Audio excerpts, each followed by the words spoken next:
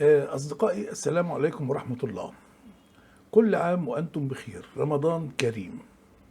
لقد اعتاد المصريين كل عام أن يستعدوا ويعدوا العدة لاستقبال ضيفنا العزيز شهر رمضان.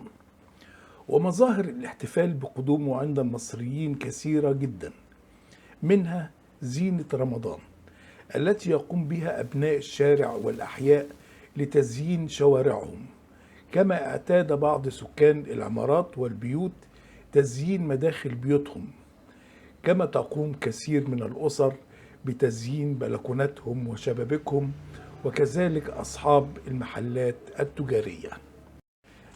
لكن النهاردة جاي لكم بفكرة جديدة ومبتكرة وغير مسبوقة تنفرد بها محافظة الإسكندرية. أصحاب الفكرة أحمد عادل وإسلام محمد، وهم محصلين بإحدى أتوبيسات هيئة النقل العام بالإسكندرية، بمشاركة سائقي الوردية الأولى والوردية الثانية للأتوبيس. فقد فكروا في الاحتفال باستقبال شهر رمضان المبارك بطريقتهم الخاصة، وهي تزيين الأتوبيس الذين يعملون عليه وتحويله للوحة فنية بديعة، رغبة منهم بأن يدخلوا الفرحة والبهجة والسرور على الركاب، ليشعروا ويستمتعوا بالأجواء الرمضانية خلال فترة تواجدهم بالأتوبيس. وعلى الفور بدأوا تنفيذ فكرتهم بالجهود الذاتية، فجمعوا من بعضهم مبلغ من المال واشتروا عدة أمتار من القماش الخيامية بألوانه المبهجة لتزيين نوافذ الأتوبيس على الجانبين، واستعانوا بترزي لخياطتها بالشكل المطلوب لتخفيف حرارة الجو وحجب الشمس عن الركاب الصائمين في رمضان، بجانب عمل مواسير ليثبتوا عليها الستائر.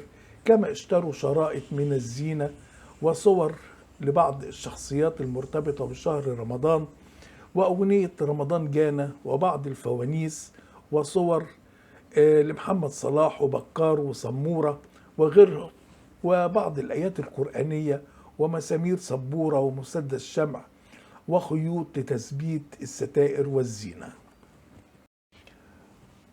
لقت الفكرة استحسان وإعجاب جميع الركاب، فعندما تركب الأتوبيس تسمع عبارات الإعجاب والمدح من الركاب على هذا العمل المبدع، فمنهم يلتقطون الصور بداخل الأتوبيس، حتى أن هناك بعض المواطنين يصعدوا الأتوبيس خصيصا لمشاهدة الزينة فقط والتصوير بداخله.